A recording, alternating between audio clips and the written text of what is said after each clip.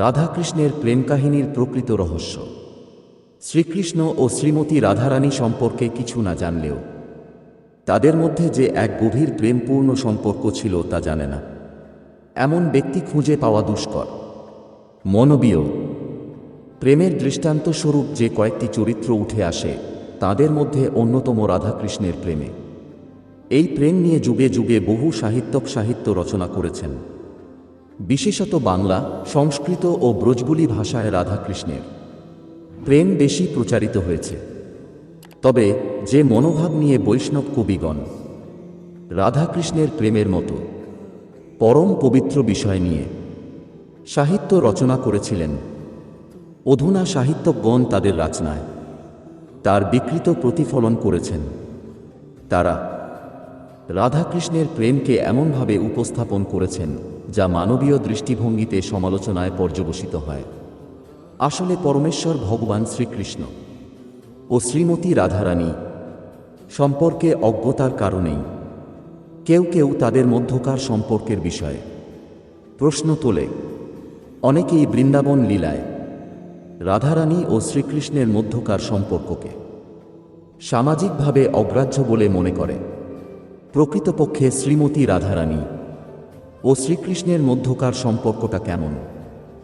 তাদের সম্পর্ক কি আমাদের মতো প্রাকৃত, নাকি এই লীলার অন্তরালে রয়েছে অপ্রাকৃত দিব্য প্রেমের গভীর আস্বাদন, যা আমাদের জড় ইন্দ্রিয়জাত উপলব্ধির অতীত? শ্রীমতী রাধারানীর সঙ্গে পরমেশ্বর ভগবান শ্রীকৃষ্ণের সম্পর্ক। পরমেশ্বর ভগবান শ্রীকৃষ্ণ স্বয়ং পরমব্রহ্ম। তাঁর থেকেই জগতে সমস্ত কিছু প্রকাশিত হয়েছে। অহং সর্বস্ব প্রভব মত্ত সর্বম প্রবর্ততে। ব্রহ্মসংহিতায় শ্রীকৃষ্ণকে অনাদির আদি বলে সম্বোধন করা হয়েছে। তিনি সৃষ্টিস্থিতি বিনাশ সমস্ত কিছুর মূল কারণ জন্মাদ্যস্যযত। তাঁর শক্তিতেই বিষ্ণু পালন করেন, ব্রহ্মা সৃজন করেন ও শিব সংহার করেন। ভগবান শ্রীকৃষ্ণ অনন্ত শক্তির আধার। তবুও তাঁর শক্তিকে প্রধানত তিনভাবে ভাগ করা হয়েছে: অন্তরঙ্গা শক্তি, বহিরঙ্গা শক্তি, তটস্থা শক্তি।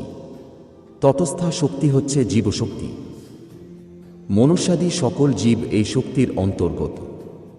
বহিরঙ্গা শক্তি হচ্ছে ভগবানের মায়াশক্তি, যার মাধ্যমে এই জড়জগৎ পরিচালিত হচ্ছে। আর অন্তরঙ্গা শক্তিকে আবার সন্ধিনী, সম্বিত ও হ্লাদিনী এই তিন ভাগে ভাগ করা যায়। পরমেশ্বর ভগবান শ্রীকৃষ্ণ সচ্চিদানন্দময়, সৎচিৎ ও আনন্দ। এই তিনটির মধ্যে সন্ধিনী হচ্ছে ভগবানের সৎ বিভব, যার দ্বারা তিনি তাঁর নিত্য স্বরূপ ধারণ করে আছেন।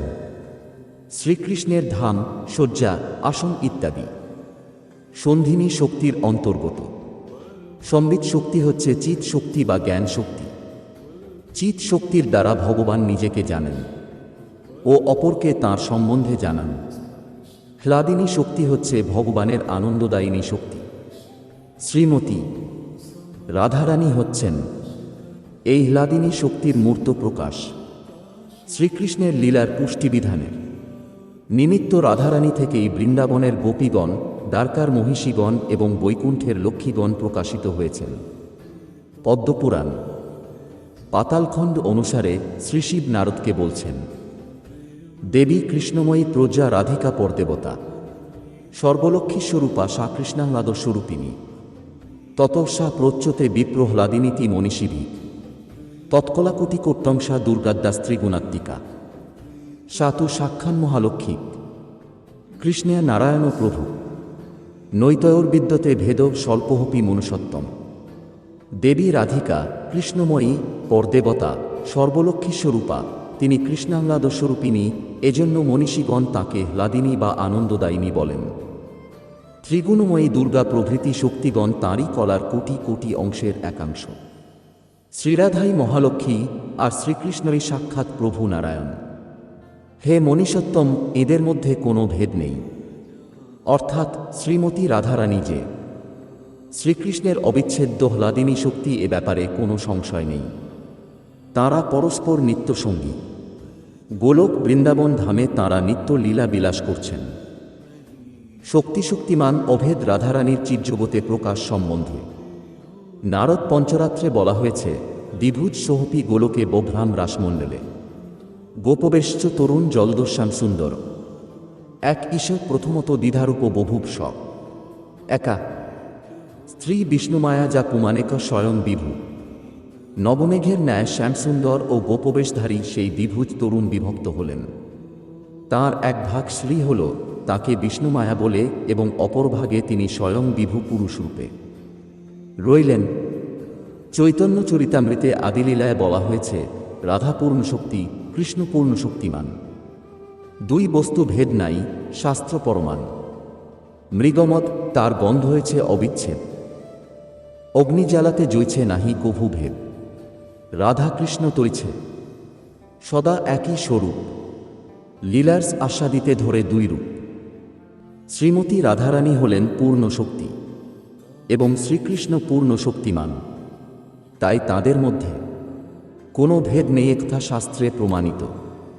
কস্তুরী থেকে তার গন্ধকে যেমন আলাদা করা যায় না, আগুন থেকে তার তাপকে যেমন আলাদা করা যায় না, তেমনি রাধাকৃষ্ণ কেবল লীলার নিমিত্তে দুই রূপে বিলাস করেছেন।